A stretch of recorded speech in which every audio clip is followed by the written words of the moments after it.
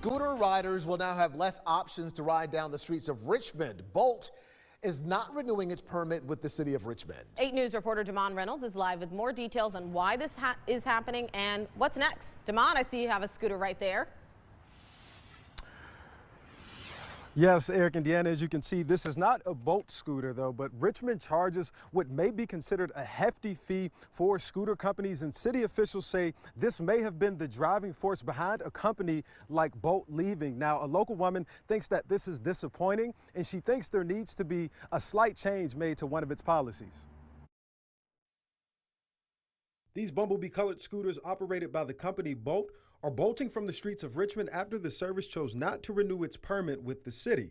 Lauren Wiley says she doesn't know why Bolt left, but thinks a critical change to the curfew instituted on these scooters might help companies profit more. It seems a little silly to have a curfew on something that would be kind of public transportation-ish. These Bolt scooters have been used to ride around Richmond since 2019.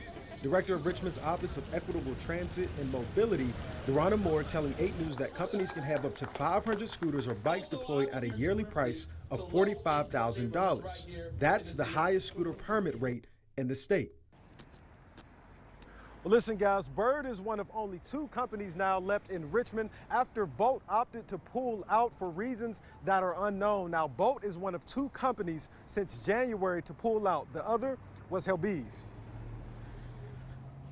Now e-scooter companies Bird and Lime are left standing after Bolt's exit. Wiley says the later hours are when people need to ride them the most. You know, to get from point A to point B, it's a lot quicker sometimes. It's more convenient sometimes because they're usually right here. You don't have to wait for, you know, a bus or a taxi or whatever it is.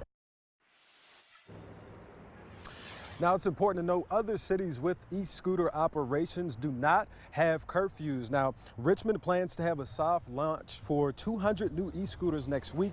There are also plans to expand the bike sharing company on the south side of Richmond. Live in the Fan, Damon Reynolds, 8 News.